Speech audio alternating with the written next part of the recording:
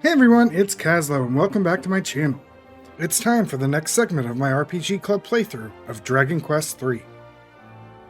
But before we get started, what is the RPG Club?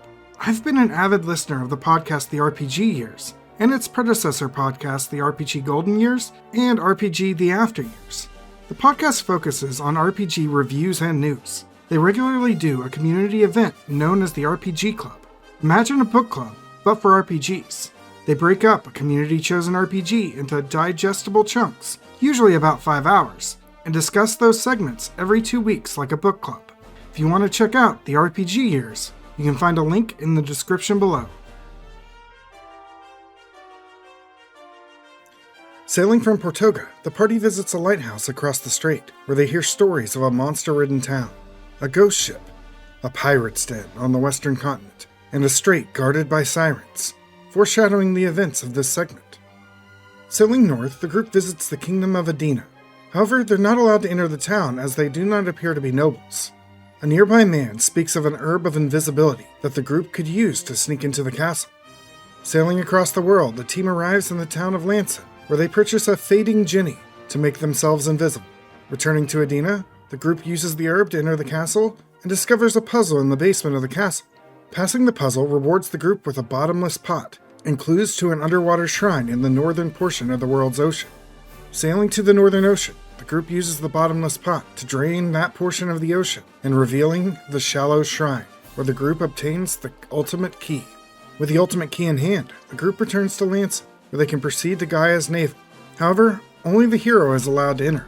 After navigating the catacombs of the shrine, the hero is confronted by another servant of Baramos, the Chiromancer. After defeating him, the hero claims the blue orb.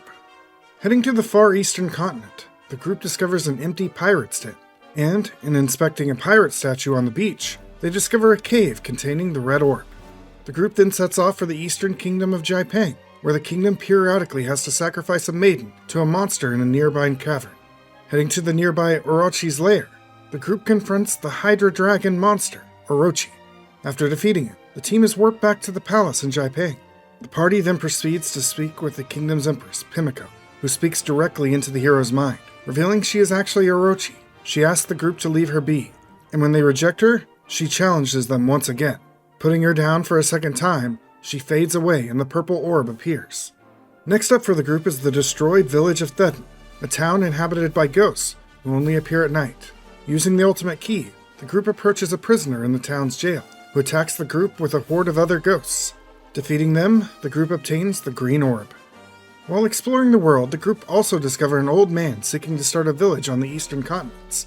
However, he needs a merchant. Recruiting a new merchant party member, the group drops him off at the town, where he slowly grows it over time. However, eventually the town rebels against him, and the merchant is jailed. Luckily, the merchant had acquired the yellow orb and hid it behind his throne for the hero to easily retrieve. The group then uses some teleporters to arrive at the kingdom of Minoza. However, the king seems to be acting strange and mistreating his subjects. After the king puts the group into jail, they quickly escape using the ultimate key and discover the real king has been held prisoner. He tasks the group with requiring Ra's mirror from a nearby cave. After retrieving the mirror, the group sneaks into the castle at night to find the fake king sleeping. Holding up Ra's mirror, the fake king is revealed to be a boss troll. Defeating the troll, the hero receives another vision about 3 relics. Delivering a staff to an old man, using a bone to locate a ghost ship, and throwing a sword into a volcano. For saving the kingdom of Noza, the team receives the Mod Rod, the first relic from the vision.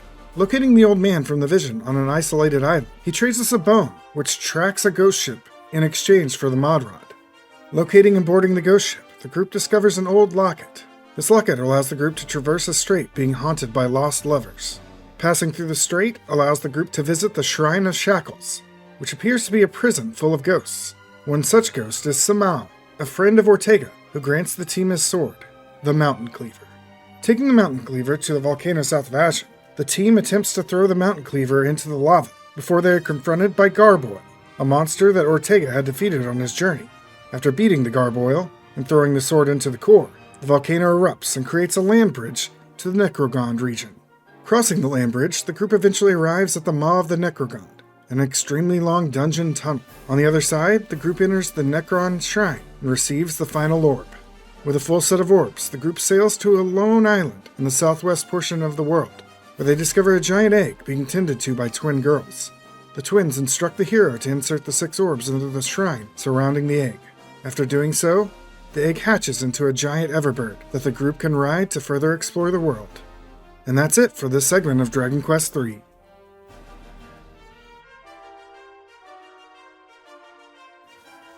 Oh, this segment. It was super long, and several of the boss fights were unfairly hard. At least with some of them, you could just move on to another task and slowly grind to go back and beat the bosses later. While I think the bosses were much too difficult, I think they also really made use of buffs and debuffs. It was nice learning that the boss troll could be slept, silenced, and confused to cause him to waste turns. Otherwise, he'd just destroy you. Also, the gargoyle required you to keep your magic defenses up, or he would overload you with fire magic. And this was an area where I really appreciated the AI that your companions can have. Because there were many times during the gargoyle fight where they would keep up our magic defenses, they'd keep our characters healed, all because they were able to react in real time to what the boss was doing. Whereas when I was controlling them on their own, I was having to guess a lot and just be put on my back foot. And one last complaint is the Maw of the Necrogon. It was entirely too long as a dungeon. Thankfully, the developers understood this and put a healing shrine in the middle of the dungeon. Luckily, we never have to return there. But now we have an airship to explore the rest of the world. Maybe it's time to visit Slime Hill before the next segment.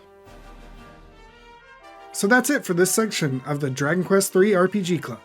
If you want to follow along with the club, be sure to hit that subscribe button to see new videos when they're posted. Additionally, if you want to check me out elsewhere, I have links to my Twitch, Twitter, and Discord in the description below. See you all next time!